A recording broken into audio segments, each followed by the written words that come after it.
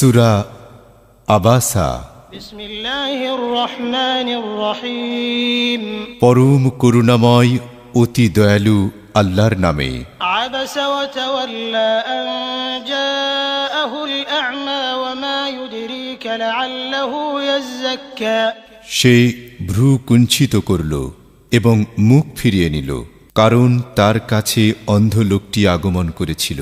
আর কিসে তোমাকে জানাবে যে সে হয়তো পরিশুদ্ধ হতো, অথবা উপদেশ গ্রহণ করত, ফলে সে উপদেশ তার উপকারে আসত।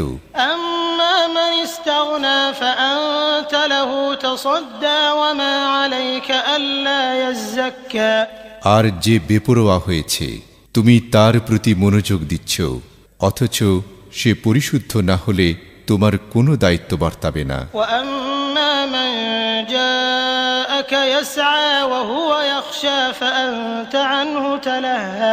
পক্ষান্তরে যে তোমার কাছে ছুটে আসলো আর সে ভয়ও করে, অথচ তুমি তার প্রতি উদাসীন হলে। কখনো নয়, নিশ্চয় এটা উপদেশ বাণী। কাজেই যে ইচ্ছা করবে সে তা স্মরণ রাখবে।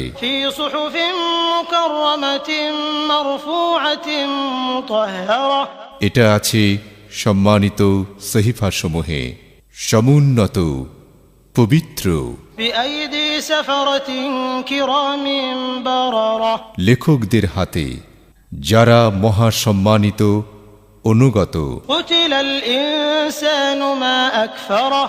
মানুষ ধ্বংস হোক, সে কতই না অকৃতজ্ঞ। তিনি তাকে কোন বস্তু থেকে সৃষ্টি করেছেন? শুক্রবিন্দু থেকে তিনি তাকে সৃষ্টি করেছেন, অতঃপর তাকে সুগঠিত করেছেন। তারপর তিনি তার পথ সহজ করে দিয়েছেন।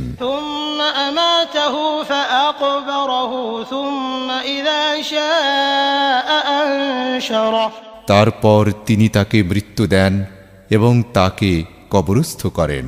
তারপর যখন তিনি ইচ্ছা করবেন তাকে পুনরুজ্জীবিত করবেন।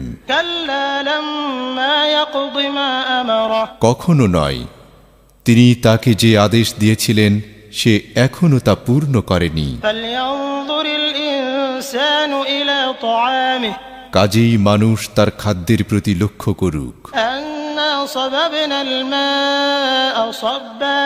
নিশ্চয় আমি প্রচুর পরিমাণে পানি বর্ষণ করি।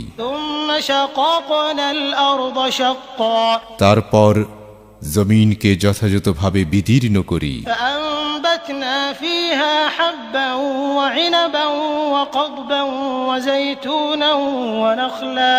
অতঃপর তাতে আমি উৎপন্ন করি শস্য, আঙ্গুর ও শাকসবজি, জৈতুন ও খেজুর বন,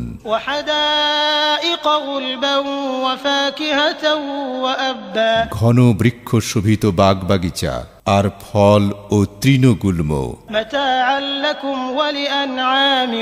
তোমাদের ও তোমাদের চতুষ্পদ জন্তুগুলোর জীবনোপকরণ স্বরূপ।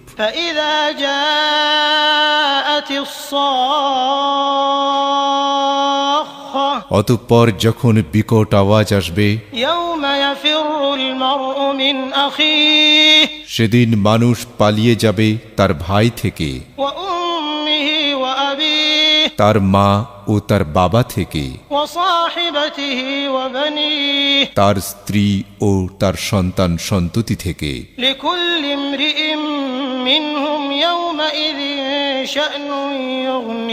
সেদিন তাদের প্রত্যেকেরই একটি গুরুতর অবস্থা থাকবে যা তাকে ব্যতিব্যস্ত করে রাখবে।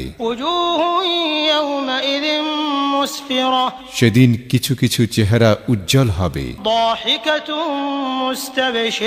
সহাস্য, প্রফুল্ল।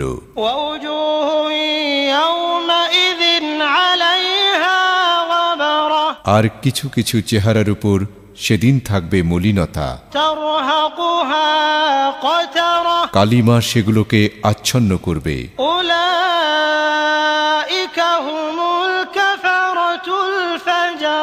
তারাই কাফির, পাপাচারী।